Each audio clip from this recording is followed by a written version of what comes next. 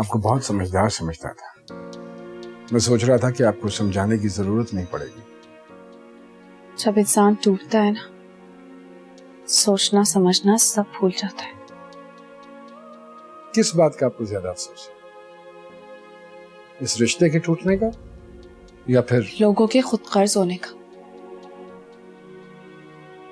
किसी को किसी की तकलीफों से, दर्द से कोई फर्क ही नहीं पड़ता। लोगों को छोड़िए, दुनिया की परवाह मत कीजिए। आजकल तो अपनों का खून सफेद है।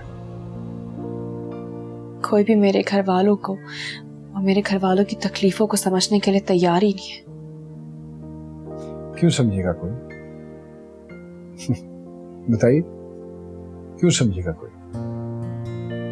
आप तो मेरी फैमिली की प्रॉब्लम्स को समझते हैं ना। बड़ी अच्छी तरह से। तो क्या आप सपोर्ट करेंगे हमें? मतलब? क्या आप मुझसे शादी करेंगे?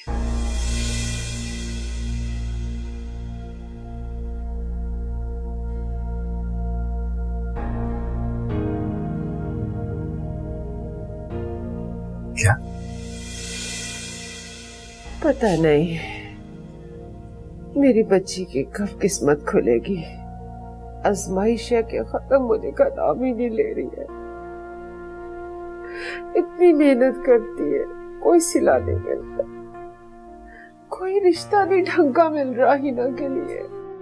लेकिन अम्मी, बाबर भाई और इस रिश्ते से हिना आपी ने खुद इनकार किया है। किस्मत में होता तो हो जाता ना रिश्ता बेटा। अम्मी आप मायूस मत हो।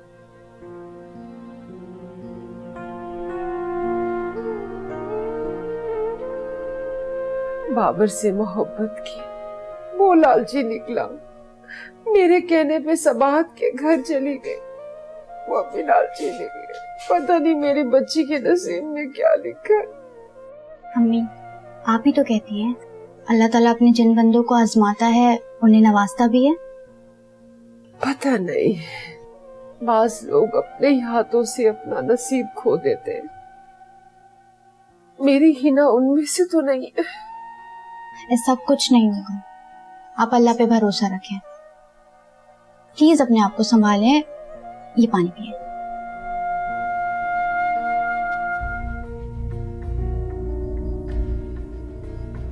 देखिए,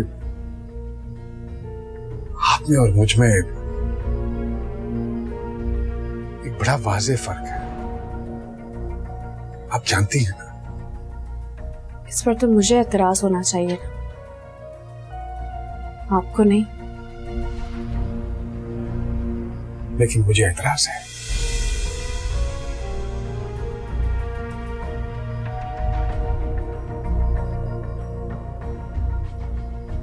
मैं अपनी जिंदगी के बड़े खूबसूरत साल अपनी बीवी अकीला के साथ गुजार चुका।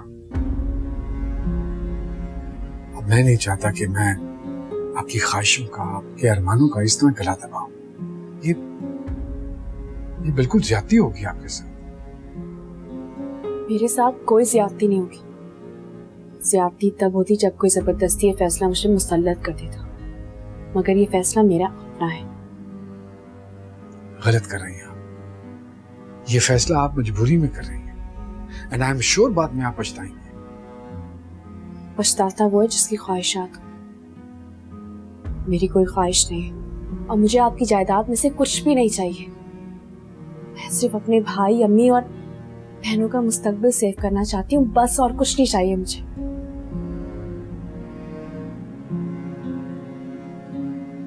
देखिए, अगर मसला सिर्फ सपोर्ट का है तो वो बगैर किसी ताल्लुक के भी की जा सकती है। किस नाते से? इंसानियत के नाते से।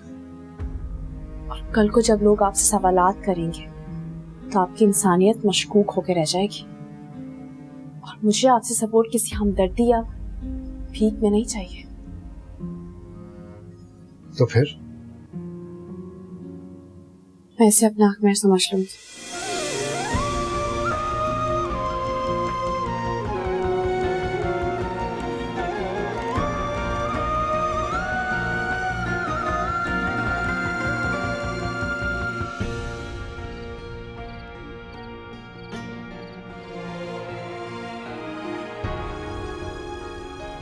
मैंने सिर्फ आपको ऑप्शन दिए, अगर आप चाहें तो इनकार भी कर सकते हैं। डैड कहाँ रह गए थे आप? परेशान हो गए थे हम लोग। डैड आपने फोन भी ऑफ कर लिया था। खाना खाओ तुम लोग। अच्छा चल प्लीज खाना तो खाइए हमारे साथ। नहीं, भूख नहीं है मुझे। आपकी तबीयत तो ठीक है ना? जिसकी इतनी केयरिंग औलाद हो उसकी तबीयत कैसे खराब हो सकती है?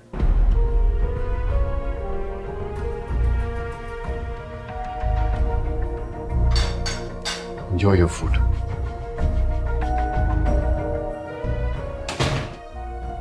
मुझे लग रहा है काफी डिप्रेस्ड है। मुझे तो लगता है कि हमें स्नोबर आंटी को जल्द से जल्द बोल देना चाहिए निकाह के लिए। क्या डैड मान जाएंगे? Why not? अब सबूर अंकल ही कुछ कर सकते हैं।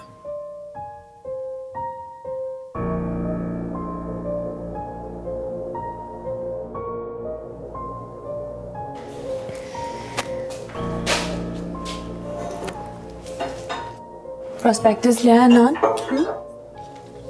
हाँ लेकिन मुझे नहीं लग रहा किसी अच्छे कॉलेज में मेरा एडमिशन होने वाला।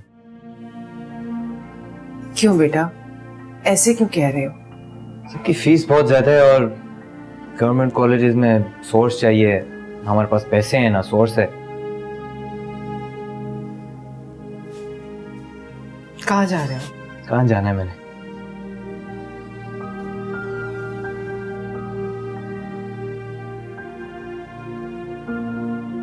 तो कैसे लगे डैडी आपको?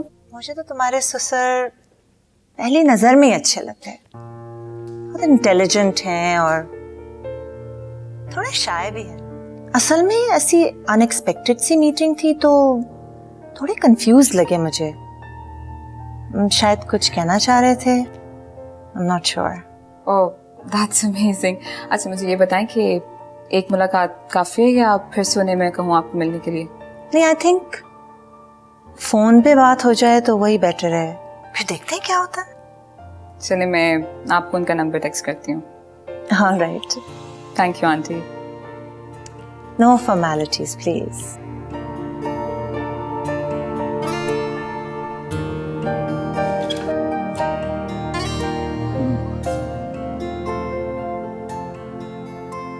क्या बात है?